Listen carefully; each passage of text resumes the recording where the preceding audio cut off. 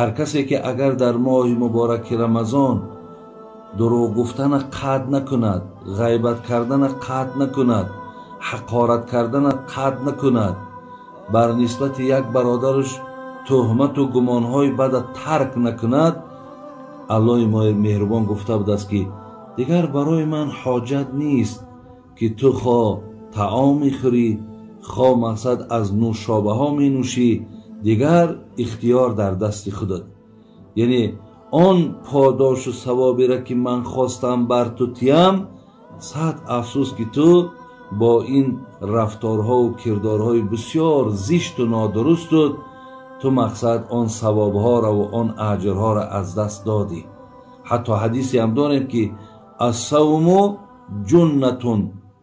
ما لم یخرقها، روزه سپر است مادامی که شما این سپر نشکنید. یعنی معناش این است که شکستنش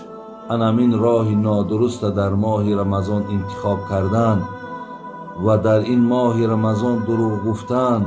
در این ماه رمضان بیرحمی و بی انصافی کردن، این شایسته آدم روزدار نیست برادران عزیز. از این لحاظ این شرط ها را هم در داخل حدیث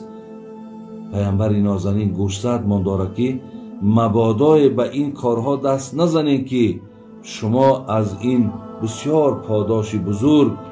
برادرای عزیز و گرامی محروم میشین. حتی بین در دوام حدیث میگه فَإِنْ صَابَهُ أَحَدٌ أَوْ قَاتَلَهُ فَلْيَقُلْ إِنِّي صَائِمٌ إِنِّي صَائِمٌ. حتی چقدر عادی و ساده میگه اگر یک نفری شما را حقارت کند،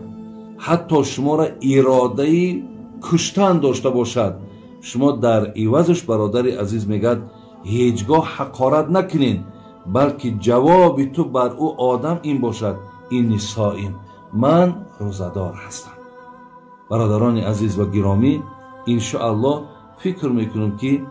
این سخنهایی را که از حدیث قدسی برای شما بیان دارم انشاءالله شما را درک میکنین و در این ماه مبارک رمضان هیچگاه مقصد به این بی اهمیتی راه نمیتید.